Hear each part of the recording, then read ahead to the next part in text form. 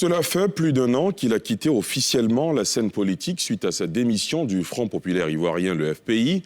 Un moment absent des écrans radars, Jean-Bonin Kouadio est de plus en plus actif à travers un nouveau mouvement qu'il a lancé, Fraternité ivoirienne pour l'entente et la renaissance ou FIER, apparemment une organisation de la société civile qui axe son action principalement autour de la lutte contre la pauvreté et également la lutte contre la corruption.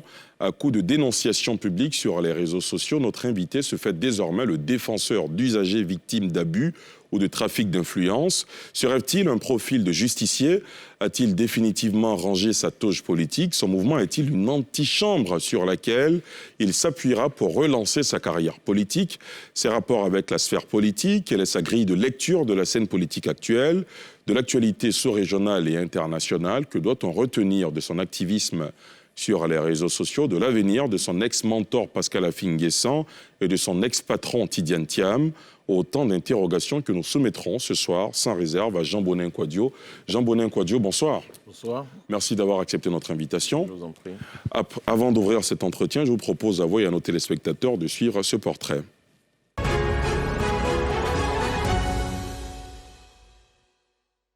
Jean-Bonin Kouadio est l'invité de votre hebdomadaire Sans réserve. Juriste, ancien vice-président du Front populaire ivoirien FPI, sous l'ère Pascal Affi-N'Guessan, en charge de la communication et du marketing politique. Il s'est illustré dans le débat politique ivoirien ces dernières années par ses prises de position et de publications régulières sur l'actualité politique, notamment les réseaux sociaux.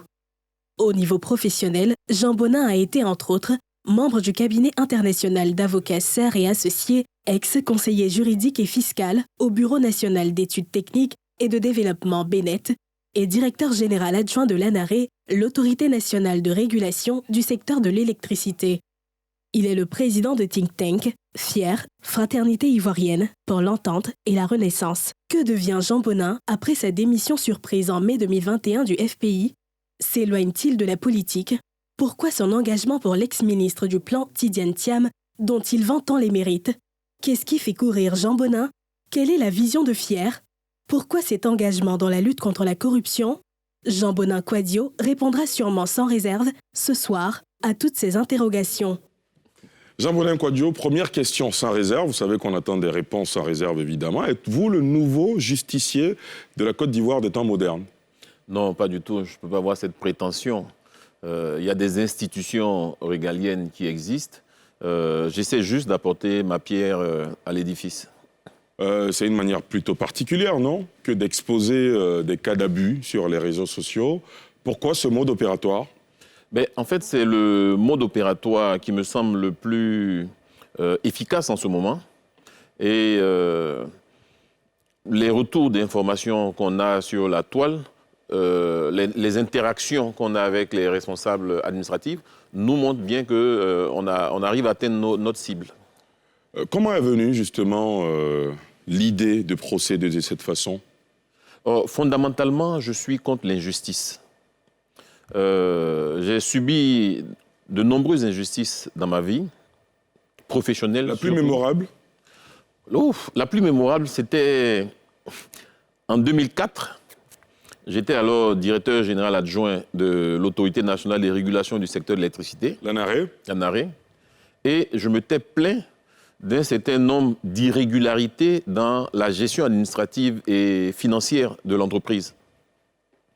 Suite à ça, le ministre des Mines et de l'Énergie de l'époque a instruit le directeur général de supprimer mon poste. Il lui a donné 1 semaine pour supprimer mon poste de directeur général adjoint. Ce qui fut fait? Ce qui fut fait. C'était en quelle année déjà? En 2004. Mais on ne vous a pas entendu ensuite sur ces questions d'injustice. Pourtant, vous étiez un acteur politique de premier plan. Disons que j'étais au FPI à cette époque. Ce ministre était un ministre FPI. Le DG était DG du FPI.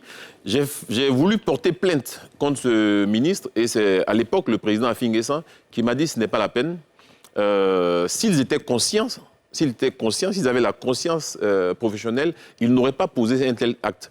Et si tu portes plainte, tu vas éclabousser tout le parti. Ça veut dire que quand on milite dans un parti politique, on ne peut pas être autant libre de lutter contre l'injustice comme vous le faites en ce moment? Oui, on peut dire ça. On peut dire ça. Vous avez des barrières, psychologiques et militantes que vous ne pouvez pas franchir. Vous ne pouvez pas exposer des camarades de parti. Voilà. Donc, évidemment, quand on est dans la société civile, on a beaucoup plus de marge de manœuvre. Et c'est ce qui a justifié votre démission du Front populaire ivoirien? Non, non, non, pas du tout. Je suis parti en mai 2021,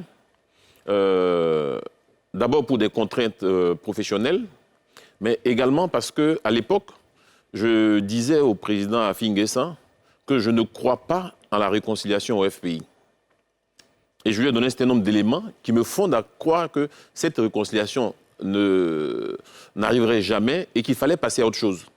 Lui, par contre, était persuadé qu'on arriverait à cette réconciliation et que quand Gbagbo Laurent reviendra en Côte d'Ivoire, il allait rassembler la famille du Front populaire ivoirien. Bon, les faits me donnent aujourd'hui raison, parce que Gbagbo n'adresse plus la parole à Simone, il n'adresse pas la parole à Affi N'Guessan, même à la famille de ses camarades qui étaient avec Affi N'Guessan qui sont décédés. Je pense par exemple à Bondori, je pense par exemple à Marcel Gossio. C'est tout ce que vous voyez venir qui vous a poussé à démissionner? Je voyais tout ça venir. Je me suis engagé, moi, pour transformer la Côte d'Ivoire, pour apporter une plus-value à la Côte d'Ivoire, pas pour régler des problèmes de personnes. Et donc, comme je voyais bien que j'étais impuissant à faire fléchir la position du président Affi N'Guessan sur sa volonté de rassembler la gauche ivoirienne, je me suis senti inutile, donc je suis parti. Vous avez eu mal d'avoir eu raison trop tôt? C'est ce que vous vous êtes dit? Non, j'ai pas eu mal. Je constate simplement que j'ai eu raison sur ce point-là. J'ai eu raison sur ce point. J'en ai discuté plus tard avec Affi N'Guessan. Il a reconnu qu'effectivement, j'ai eu raison. Bon, aujourd'hui, je suis plus au FPI. Je lui souhaite tout le bonheur possible. Et quand il a besoin de moi, bon, je suis là. Je communique régulièrement avec lui. D'ailleurs, quand je suis arrivé le dimanche dernier, ma première étape, c'était chez lui, d'abord avant d'aller chez moi. Donc, les rapports sont restés très bons. On a l'impression qu'il est un tout petit peu isolé sur la scène politique ivoirienne. Quelle est votre lecture du positionnement aujourd'hui de Pascal Affi N'Guessan sur la scène politique? Oh, je ne peux pas vous le dire, puisque je ne milite plus au FPI. L'œil de l'observateur qui a pris un peu de recul, qui est un peu éloigné. Bon, je pense qu'il l'observe lui-même. Parce que en mars 2021, l'année dernière donc, à la veille de l'élection législative, le PDCI lui a planté un couteau dans le dos. Voilà, et je pense que ça l'a profondément marqué. Il s'attendait à ce que l'opposition dans son ensemble parte en rang serré contre les candidats du RHDP. Et donc, il était question qu'il y ait des listes communes. À 3 jours de la date de dépôt des candidatures, le PDCI s'est déminé. Et donc, Affi N'Guessan a dû, dans l'urgence, trouver des candidats. Moi, par exemple, je n'étais pas intéressé par les législatives à Dimokro. J'ai dû me présenter à Dimokro alors que je n'étais pas préparé à ça. Et donc, il a vraiment... Je sais qu'il a vraiment vécu ça difficilement, cette trahison, ce couteau dans le dos. Mais de plus en plus, il se reconstruit. Et donc, je pense que... C'est un homme affaibli par les dernières épreuves qu'il a traversées? Non, non, non. C'est quelqu'un qui a une très grande capacité de résilience. Si vous arrivez à supporter, à vaincre quelqu'un comme Laurent Gbagbo, finalement, parce que Laurent Gbagbo et lui se sont disputés la présidence du FPI, et quand finalement... vous dites vaincre, c'est pas de cet œil que voit les choses le président Laurent Gbagbo et ses partisans. Ah oui, mais ça, je dirais, c'est leur point de vue. Mais la réalité... Le FPI qui est resté avec Pascal Affi N'Guessan, la réalité factuelle, c'est que Gbagbo se proclamait président du FPI, Affi N'Guessan se proclamait président du FPI. Et à un moment donné, il y en a un qui a dû quitter le navire pour aller créer un nouveau parti. Donc si vous partez, c'est que vous avez perdu... Il estime qu'il est parti avec la substance. Non, ça, c'est autre chose. Lorsque Gbagbo est parti, il y a 2 personnes, à ma connaissance, qui ont quitté le FPI pour rejoindre Gbagbo. Konaté Navigué et je ne sais plus quelqu'un d'autre, certainement insignifiant. Voilà, donc on ne peut pas dire qu'on est parti avec... Pour vous, ce n'est pas consistant? Si vous créez un nouveau parti et qu'il y en a 2 de chez AFI qui vous rejoignent, on ne peut pas dire que vous avez vidé le parti. Vous avez des gens comme... en fait, ce qui se passe, ce que j'observe, c'est que les gens autour d'Affi N'Guessan sont matures, responsables. Ils sont matures, responsables. Ils ne sont pas dans l'exhibitionnisme politique. Voilà. Sinon, vous avez des figures comme Christine Conan, qui est une membre fondatrice du FPI. Vous avez Thierry Bouikalo, qui est un membre fondateur du FPI, qui est avec Affi N'Guessan. Vous avez l'ex-ministre Yapo-Assé Benjamin, Komo Augustin. Ils sont nombreux, sauf qu'ils ne sont pas dans l'exhibitionnisme, ce que j'appelle l'exhibitionnisme politique. Jean-Bonin Kouadio, Oui. sans réserve, pour beaucoup au PPACI sur la scène politique et même chez les observateurs, Pascal Affi N'Guessan ne pèserait pas grande chose sur la scène politique ivoirienne. Il ne pourrait pas jouer le premier rôle à la faveur d'une élection présidentielle. Est-ce que vous partagez cet avis, cette observation? Non, parce qu'en 2015, Affi N'Guessan a affronté 3 candidats.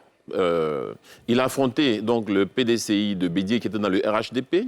Il a affronté le RDR de M. Ouattara au sein du RHDP. Et il a affronté également ce qu'on appelle les Gors de Gbagbo, donc, qui ont fait campagne contre lui lors de la présidentielle de 2015. Et donc, affronter ces 3-là et réaliser près de 10% dans les conditions qu'on connaît de quelqu'un qui venait juste de sortir de prison, on ne peut pas dire qu'il ne pèse rien.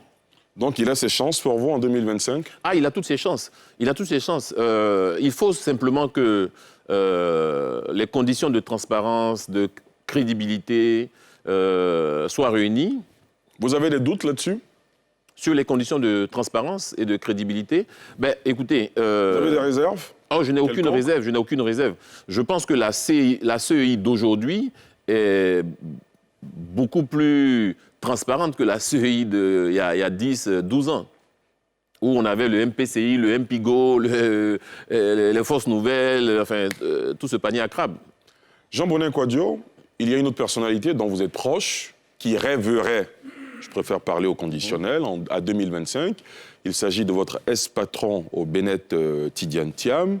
Beaucoup lui trouvent une ambition présidentielle. Vous qui parlez avec lui régulièrement, est-ce qu'il vous a déjà dit qu'il ambitionne de diriger la Côte d'Ivoire?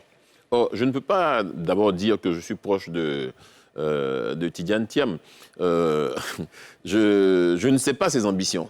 Je ne sais pas ses ambitions.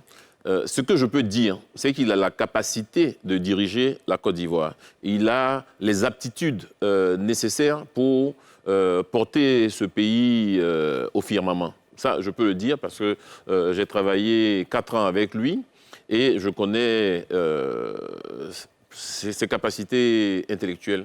Est-ce qu'en politique, surtout quand on aspire à être le magistrat suprême du pays, est-ce que les qualités, les compétences techniques seules suffisent? Elles ne suffisent pas, mais elles sont nécessaires. Voilà. Elles ne suffisent pas, mais elles sont nécessaires. Le pouvoir actuel a mis la Côte d'Ivoire à un tel niveau que je ne m'imagine pas. Vous y arrivez? Que demain, on est, je ne sais pas moi, je prends un Soro Guillaume, président de la Côte d'Ivoire. Mais pourquoi? Parce que le niveau qu'on a aujourd'hui, c'est pas ce niveau-là. Voilà. Jean-Bonin Kouadio, Oui. Tidiane Thiam, encore Oui. une fois, beaucoup lui reprochent d'être resté absent du pays pendant longtemps. Oui. Il est venu dernièrement. Son retour a été un peu en demi-teinte. On a l'impression qu'il n'a pas le courage de ses ambitions. Non, pas du tout. De toute façon, pour le moment, il a été transparent. Il a dit, posez-moi la question en 2025. Donc, il se donne... Quand on a été bon gré ou mal gré absent du pays pendant 20 ans, on ne vient pas l'année d'une élection présidentielle pour se lancer dans la machine. L'élection présidentielle se prépare sur le terrain. Écoutez, il est du PDCI. Le PDCI va certainement organiser son congrès, je pense, en 2024 ou 2025. Et en ce moment-là, on sera situé. Voilà. Jean-Bonin, sans réserve, sans langue de bois, vous pensez, vous voyez Tidiane Thiam être candidat du PDCI-RDA en 2025 ? Sans réserve. Oui. Pourquoi ? Quels sont les éléments qui fondent votre optimisme ? Parce que, comme je dis, c'est quelqu'un qui peut apporter une nouvelle énergie à la politique en Côte d'Ivoire, qui peut booster le développement actuel de la Côte d'Ivoire. Et donc, ce serait dommage que la Côte d'Ivoire puisse se priver. Ils sont nombreux, hein, c'est des gens qui ont cette capacité. Voilà, j'en connais plusieurs. Vous avez des noms en tête ? Je dirais Pascal Affi-N'Guessan. De plus en plus, on parle de renouvellement générationnel. Pascal Affi-N'Guessan, si vous ne le citez pas, ce serait un crime de lèse-majesté. Ah non, j'ai travaillé avec lui. Il a été un Premier ministre. C'est quelqu'un d'extrêmement brillant. Voilà, c'est quelqu'un d'extrêmement brillant. Vous avez d'autres noms en tête ? Oui, par exemple, Jean-Louis Billon. Jean-Louis Billon, c'est un jeune que j'ai rencontré il y a 3 semaines. On a échangé. Voilà, donc. Au RHDP, au PPACI, au PDCI, vous avez déjà cité Tidiane Thiam. Au RHDP, je vois bien Hachi Patrick. Hachi Patrick, j'ai également travaillé avec lui lorsque j'étais dans le secteur de l'électricité. C'est quelqu'un qui a fait de brillantes études, qui a un très beau parcours. On n'arrive pas là où il est quand on n'a pas les compétences. Au PPACI, alors ? Au PPACI, je vois Don Melo. Don Melo, j'ai travaillé également avec lui lorsqu'il était directeur général du BNET. Voilà, en tant que consultant, donc il me consultait régulièrement pour certains dossiers de partenariat public-privé. Donc Don Melo, il a les aptitudes. Voilà. En dehors de Don Melo, au PPACI, ne me parlez surtout pas de Stéphane Kipré. Pourquoi ? Jean Bonheur, on peut avoir l'impression que vous manifestez un mépris pour certains acteurs politiques. Ah non, c'est pas du mépris, c'est du réalisme. Dites-moi ce que Stéphane Kipré c'est pas à moi de vous dire, c'est vous qui faites l'analyse. En Côte d'Ivoire. Don Melo a été directeur général du BNET. Donc il a résolu des problèmes. Parce que être président de la République, c'est résoudre des problèmes. Qu'est-ce que Stéphane Kipré a résolu comme problème en Côte d'Ivoire, en dehors d'avoir été le beau-fils de monsieur Laurent Gbagbo, en dehors d'avoir milité au RHDP et ensuite d'être venu... au RHDP et ensuite d'être venu au FPI de Gbagbo. Donc je ne lui connais pas de mérite. Et moi, je juge quelqu'un par rapport à la plus-value qu'il apporte à la société. Voilà. Si je prends Soro Guillaume, par exemple, il a été président de l'Assemblée nationale, comme dit Gbagbo, il le doit Vous avez un problème particulier, personnel avec Guillaume Soro, apparemment ? Non, je ne le connais pas, mais je dis, je ne vois pas ce qu'il a apporté, quelle est la plus-value qu'il apporte à la Côte d'Ivoire. Voilà.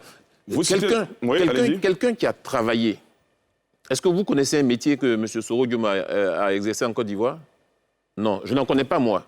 Vous connaissez un métier que M. Stéphane Kipré a exercé en Côte d'Ivoire ? Je n'en connais pas. Don Melo a été directeur général du BNET, il a réalisé des grands travaux, donc il a apporté une plus-value à la Côte d'Ivoire. Est-ce qu'on peut devenir président de la République en n'ayant jamais travaillé en Côte d'Ivoire ? On vous a bien compris sur ce sujet. Jean Bonnet, vous avez cité des noms de jeunes personnalités relativement jeunes. Vous ne vous êtes pas cité vous-même. Je n'ai pas d'ambition présidentielle, j'ai même plus d'ambition locale. J'ai plus d'ambition électorale. Nous, on pensait que le mouvement FIER qui a été lancé par vous était une antichambre pour préparer votre retour sur la carrière, sur la scène politique. Il n'en est rien apparemment, vu ce que vous venez de dire. Du tout.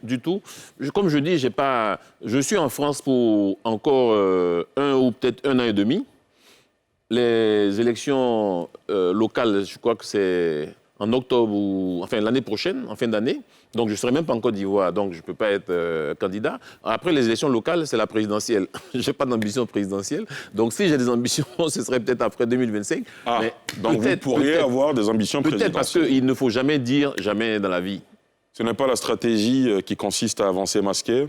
Non, pas du tout. Vous savez, je suis quelqu'un de très ouvert, quelqu'un de très transparent. Voilà, vous pouvez lire en moi comme un livre ouvert.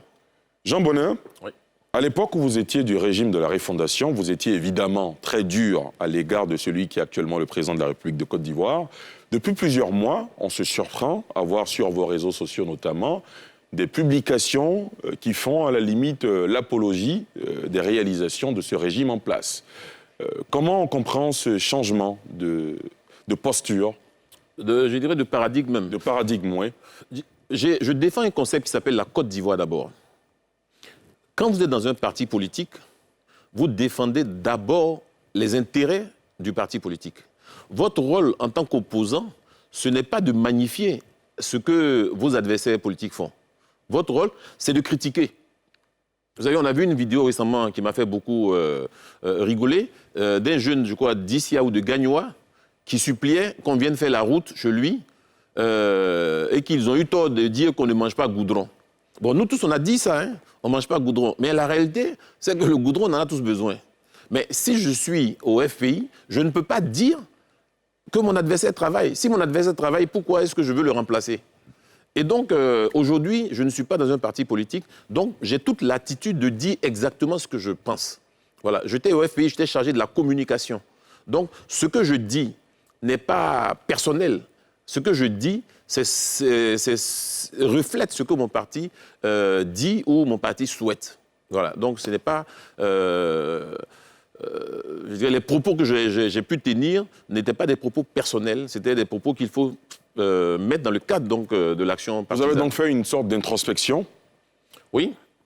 Oui, une sorte d'introspection, on peut le dire, qui me fonde dans l'idée que si on veut être utile à son pays, si on veut apporter une plus-value à la Côte d'Ivoire, il faut se mettre au-dessus d'un certain nombre de considérations de politique politicienne. Voilà, œuvrer dans l'intérêt de la Côte d'Ivoire. Donc c'est ce que je fais aujourd'hui, notamment à travers les dénonciations que je fais. Mais en réalité, FIER n'a pas été créé que pour dénoncer la corruption. Non, FIER est un think tank. Voilà, on réfléchit à la Côte d'Ivoire, on réfléchit à comment on peut améliorer notre pays dans tous les secteurs. Voilà, on a fait une réflexion récemment sur la nationalité.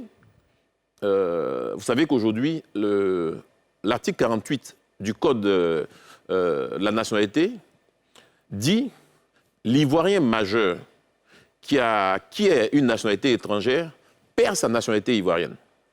Donc, il y a beaucoup d'Ivoiriens aujourd'hui qui sont devenus français, américains, suisses, je ne sais pas moi, qui en réalité, si on appliquait l'article 48 du Code de la nationalité, ne sont plus ivoiriens. Ils ont perdu la nationalité ivoirienne. Mais ils se baladent avec 2 passeports. Parce que notre état civil n'est pas interconnecté, parce que, bon, y a un peu de... je dis un peu de tolérance, mais la réalité... Alors, est-ce qu'on reste dans ce flou-là, ou est-ce qu'on formalise clairement la binationalité en Côte d'Ivoire?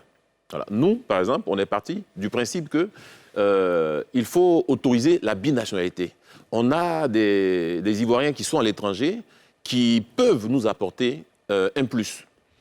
Ils ne sont pas devenus américains ou chinois ou je ne sais pas quoi, parce qu'ils voulaient le faire. Ils l'ont fait quelquefois par nécessité. Il faut avoir la nationalité pour pouvoir exercer dans tel pays, pour pouvoir bénéficier de prestations sociales. Voilà. Mais est-ce que pour autant, il doit être privé de la nationalité? Voilà. Or, la France, de nombreux États autorisent la double nationalité, la triple nationalité. Pourquoi la Côte d'Ivoire s'en prive officiellement? Jean Bonin, est-ce que dans votre think tank FIER, vous avez pris le temps d'analyser les crises qu'a connues la Côte d'Ivoire, les crises successives qu'on a connues depuis 1999 jusqu'à 2020?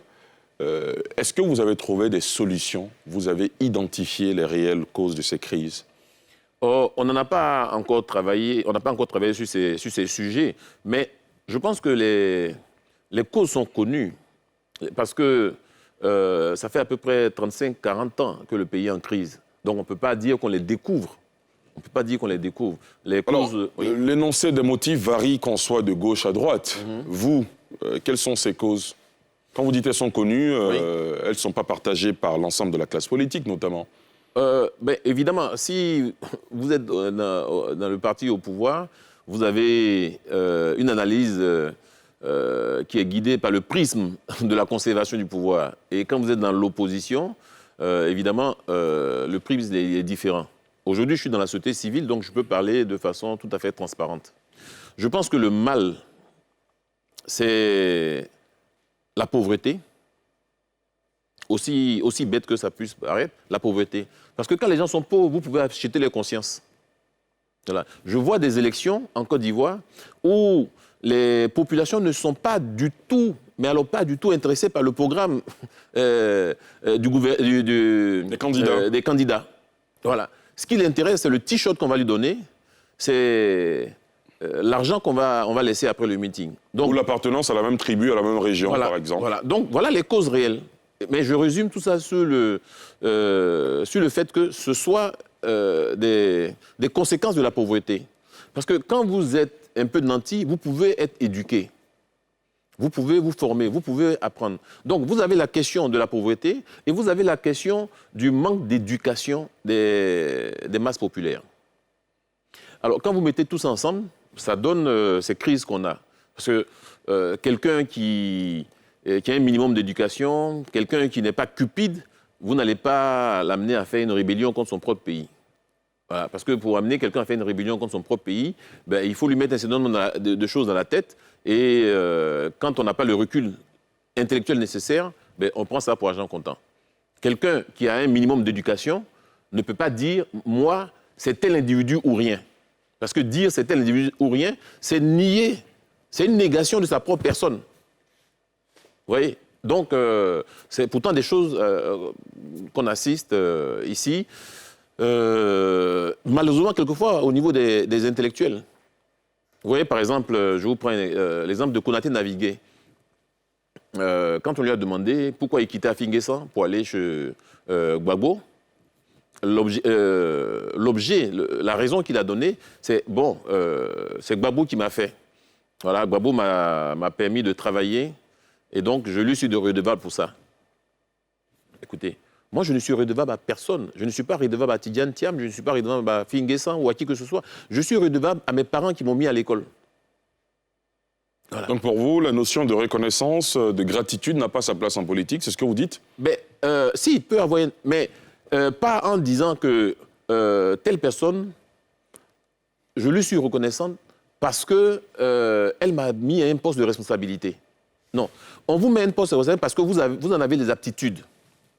Si vous devez être reconnaissant, c'est que vous n'avez pas les aptitudes. En 1999, lorsqu'il y a eu le coup d'État contre le président Bédié, du général Guéhi, j'avais le choix de retourner en Europe, parce que j'étais en Europe quand Tidiane Thiam m'a fait venir en Côte d'Ivoire pour les 12 travaux de l'éléphant d'Afrique, ou de rester en Côte d'Ivoire.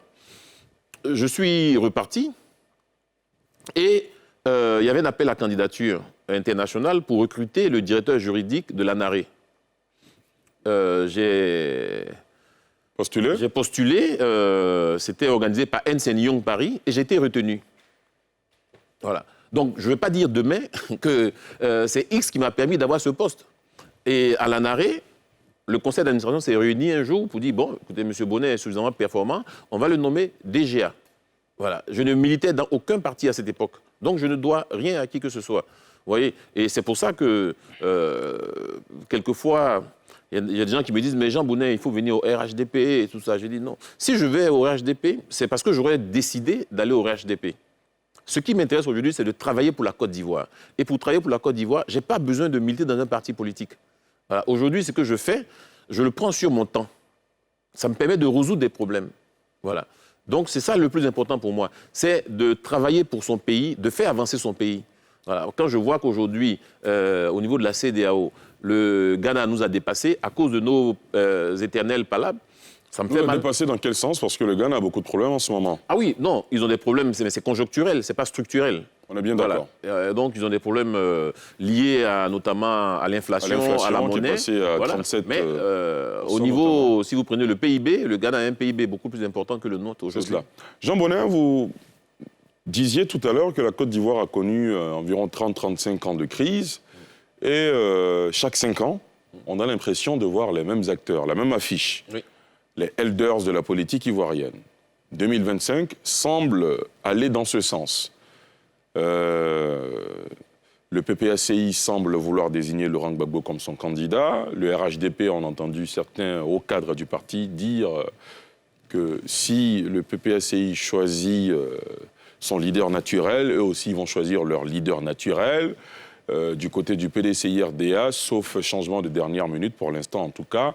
Henri Konan Bédié est à la barre. Est-ce que vous craignez de voir cette même affiche en 2025 et qu'est-ce que cela représente pour vous? Moi, je ne crains rien. Bon, d'abord, j'ai la certitude que le président Ouattara ne sera pas candidat en 2025. Voilà. Cette certitude me vient d'où?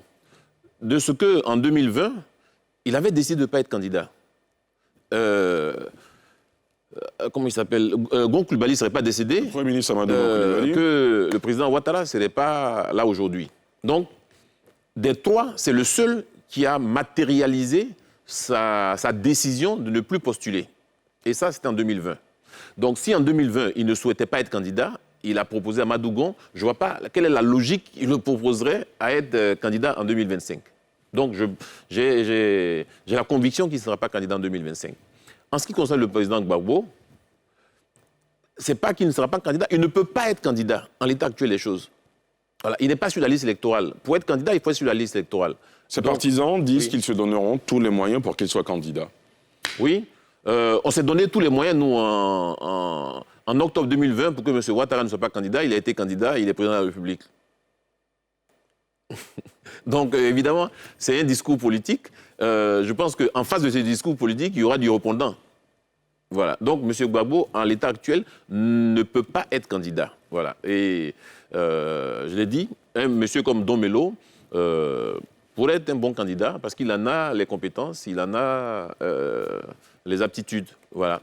Donc, pourquoi mettre tous ces paniers dans un seul œuf lorsqu'on sait que ce panier est troué? Tous ces œufs dans un seul panier, plutôt? Tous ces œufs dans un seul panier, lorsqu'on sait que ce panier peut être troué. Voilà. En ce qui concerne le PDCI, je pense que le temps se fera son effet.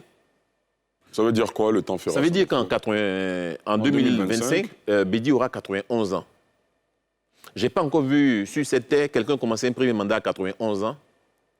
Je n'ai pas encore vu. Vous en connaissez, vous, des exemples? C'est moi qui pose la question, Jean Bonnet. Qui commence un mandat à 91 ans, ce ne serait même pas sérieux pour la Côte d'Ivoire, pour l'image de la Côte d'Ivoire, que notre président commence son premier mandat à 91 ans. Il a dit lui-même en 2010, quand il y a un certain âge, on est affaibli par le temps, par la maladie, par les questions de santé, et qu'en 2010, s'il avait été élu, il ne ferait qu'un seul mandat. Il ne va pas se présenter en 2025. Donc je pense qu'il ne sera pas candidat. Voilà, je pense qu'il ne sera pas candidat. Donc pour vous, en Oui. 2025, on tourne la page? Oui, absolument. Vous en avez la certitude? Ah oui, j'en suis persuadé.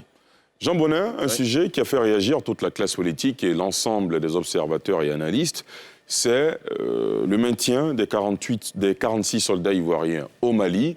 On vous a entendu quelquefois vous prononcer sur la question sur les réseaux sociaux. Ce soir, sans réserve, vu l'évolution du sujet, comment vous réagissez ce soir?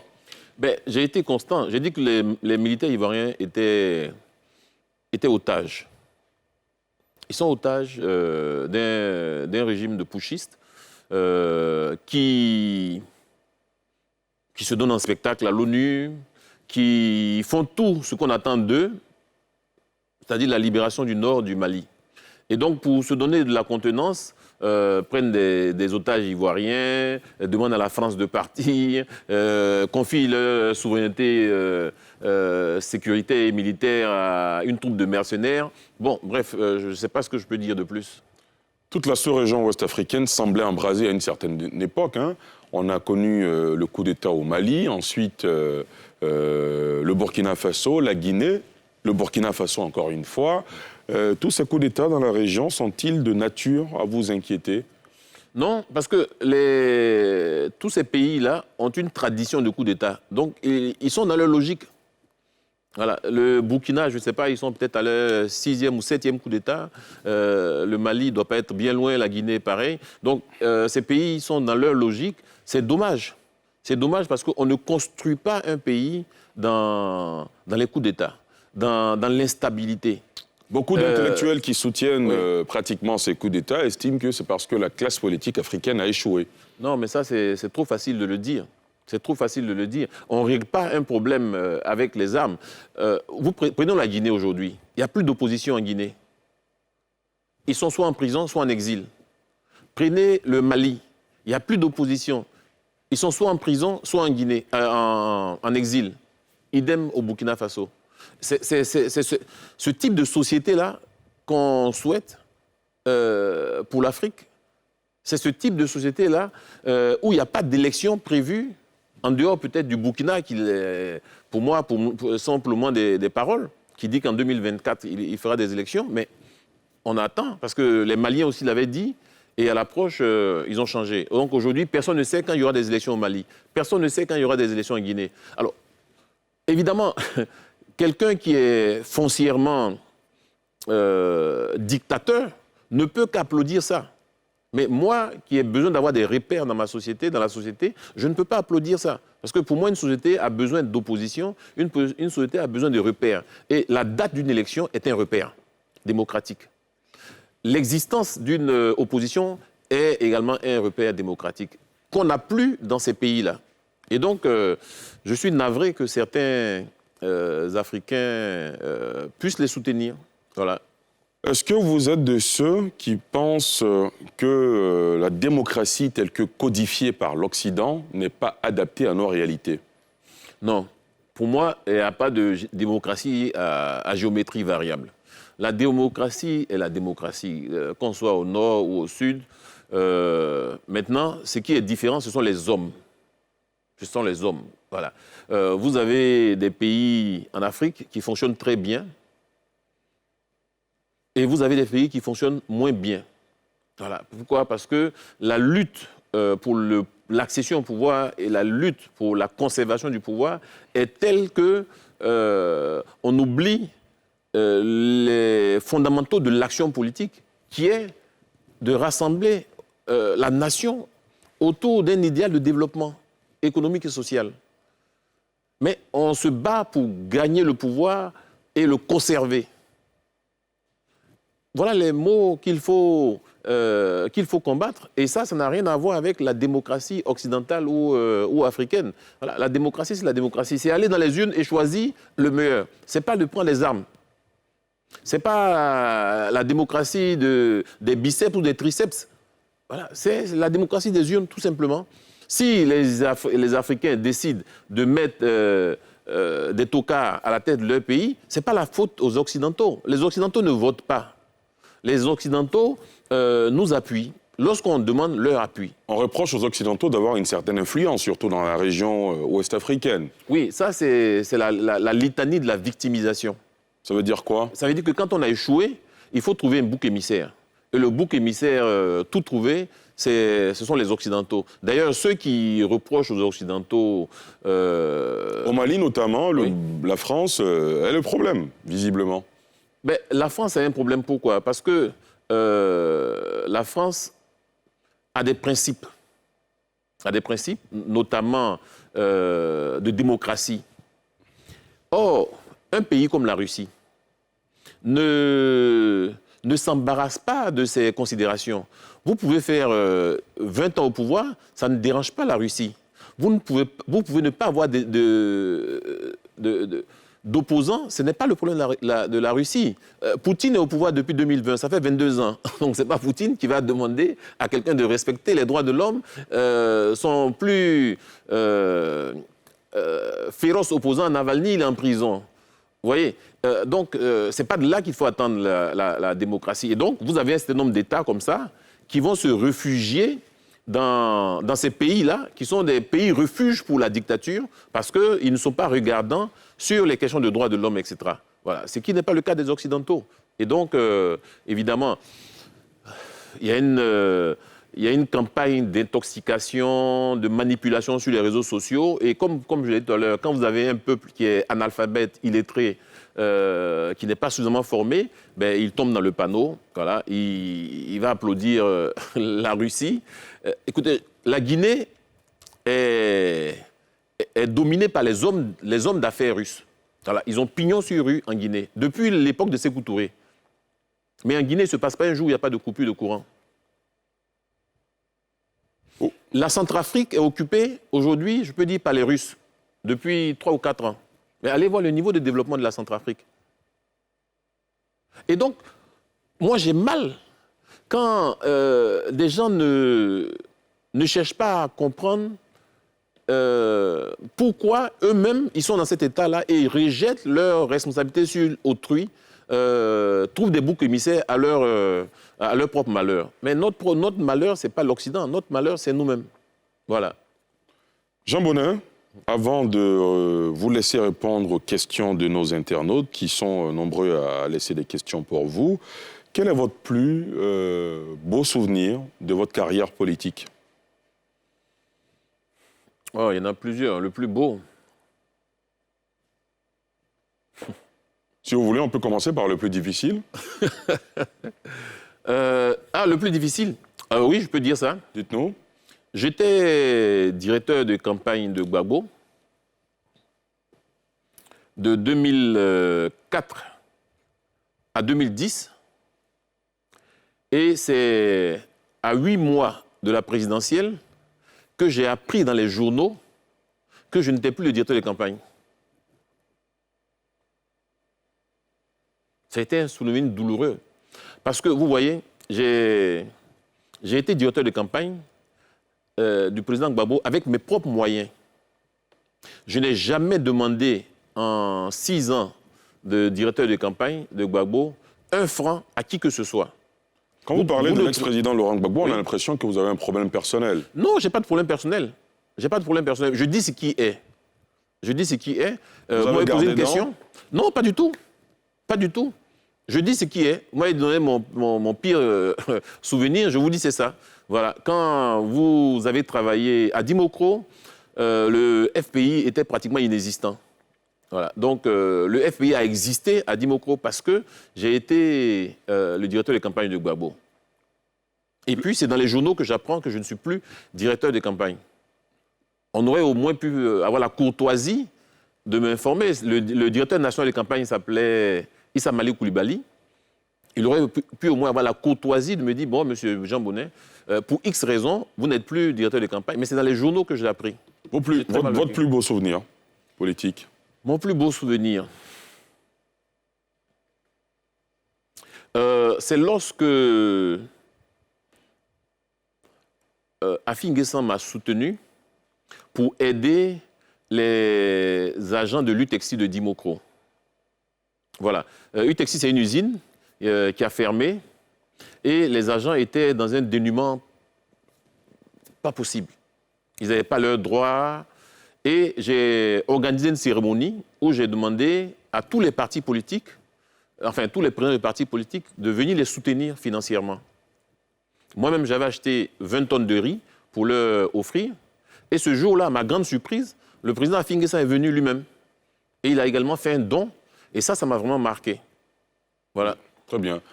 Jean Bonin, est-ce que dans le think tank FIER, vous avez évoqué la question de la couverture maladie universelle, qui est aussi d'actualité en ce moment?